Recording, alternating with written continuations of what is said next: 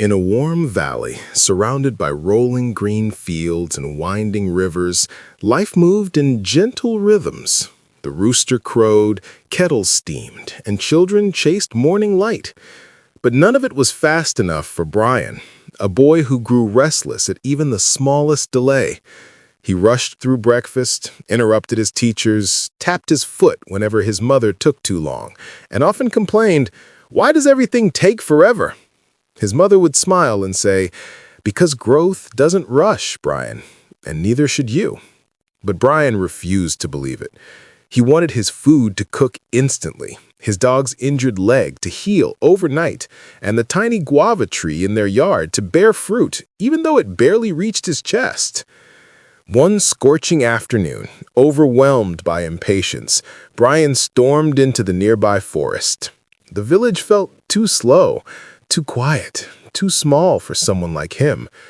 He wandered deeper than he ever had, past familiar paths and into a place where the trees pressed close like keepers of forgotten secrets.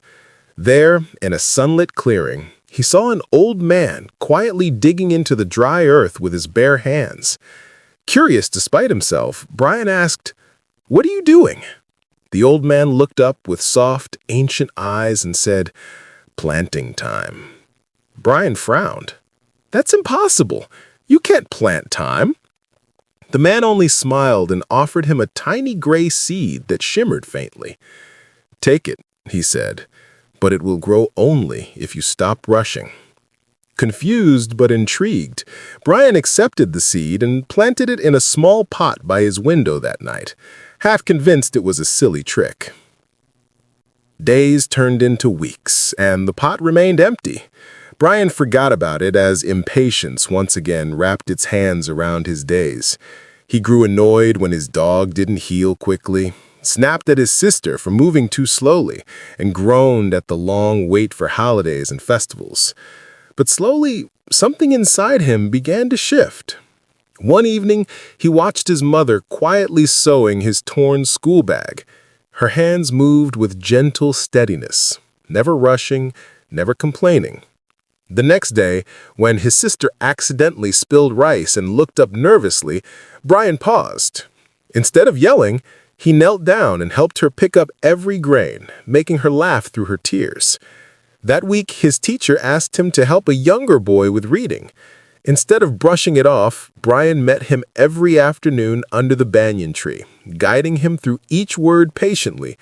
Without realizing it, Brian's feet stopped tapping, his voice softened, and his thoughts no longer raced ahead of the moment. Then, one cool morning, as the season's first rain softened the earth, Brian glanced out the window and gasped. A tiny green sprout stood in the pot, its leaves glowing faintly like the seed had. Heart pounding, Brian ran into the forest, following the path to the sunlit clearing. The old man sat there as though he had never moved. Brian held out his hands and whispered, "It's growing." The man smiled warmly. "Then so are you."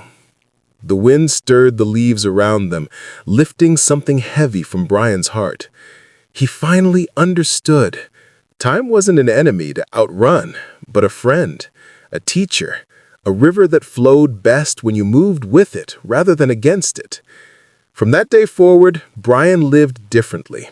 He still laughed, ran fast, and dreamed big, but he no longer demanded the world to hurry with him. He learned to sit beside the guava tree and wait without frustration. He learned to be gentle when his sister cried. He learned to speak softly to his dog and kindly to his mother. And one morning, after many patient months, the guava tree bore its first fruit. Brian plucked it with quiet hands and smiled, not because it came quickly, but because it came when it was meant to. In that moment, he understood that planting time had never been magic. It was patience, love, and the quiet beauty of letting things grow when they are ready, not when we demand them to.